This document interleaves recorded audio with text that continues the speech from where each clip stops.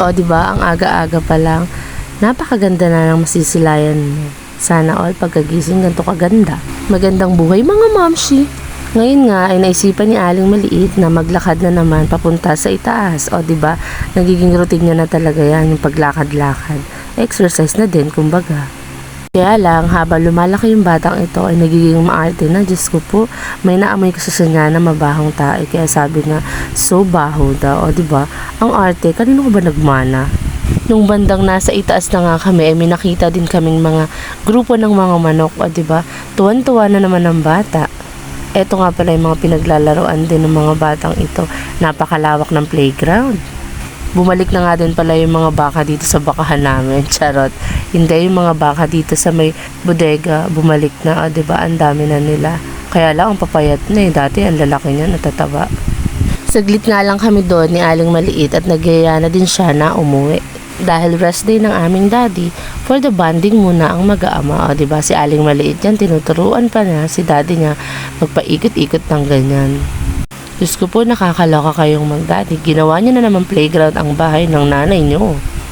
Mukhang nag-e-enjoy din naman ang daddy niya sa paglalaro. O, diba? Nakakaloka talaga. At sinigi pa nga ang pagpapaikot nito.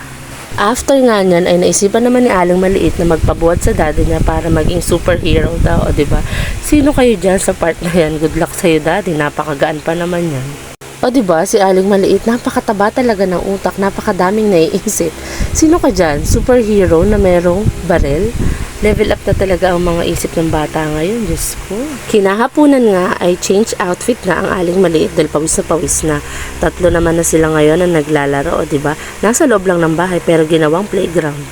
Siyempre, ang lola nyo, taga-video lang at taga-picture sa tatlo.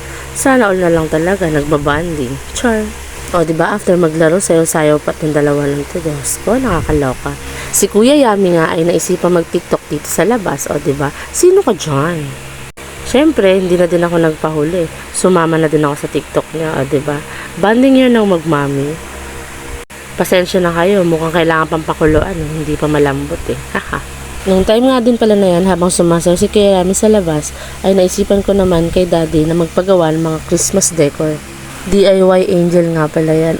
Naisipan ko magpagawa niya kay daddy kasi dati nagpagawa din ako sa kanya niya way back 2019 yata yun. Nagluto na nga din pala ako dyan ng sinigang na isda para naman mamaya pagkakain masarap humigop ng mainit na sabaw.